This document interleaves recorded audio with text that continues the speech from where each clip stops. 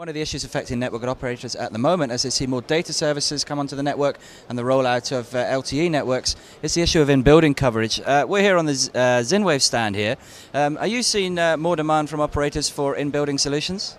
Absolutely, we're seeing the drive towards more mobile broadband services with 3G obviously being launched over the last few years and LTE now coming on with the first live network in Scandinavia.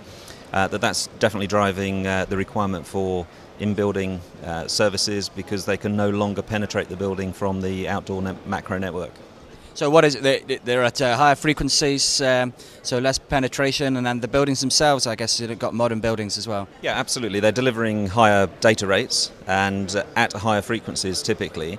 So the cell sizes in the macro network are reducing, and the ability to penetrate buildings, particularly where they're new buildings using new build materials such as metallized glass, they're good insulators for RF signals.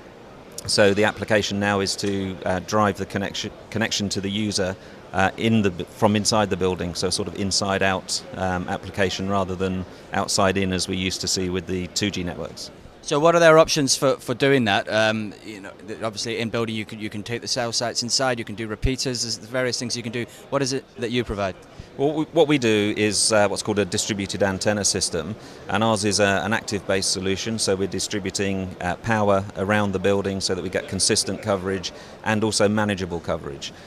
We've also taken a wideband approach, so any service from 136 megahertz to 2.7 gigahertz can be supported on our system, and we use just 4 components to build any networks with any mix of services.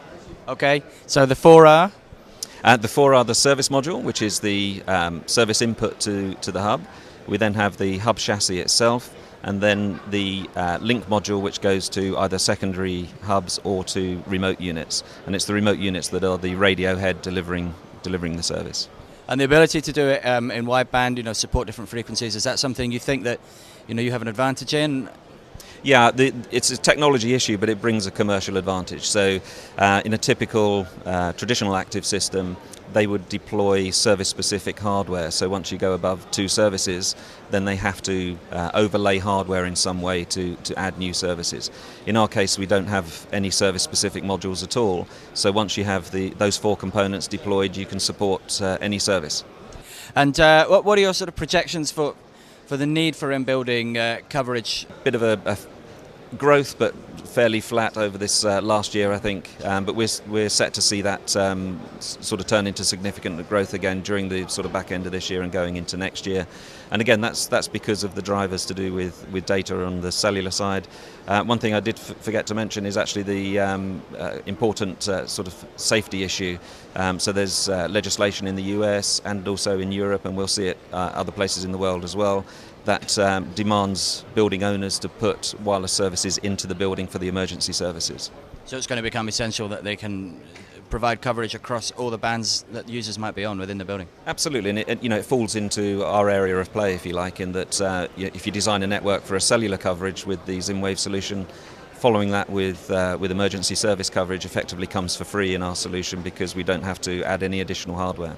Again, on traditional systems, they would have to overlay their system with hardware to support the new service, and that's where our commercial advantage comes. Okay, thank you very much. Thank you.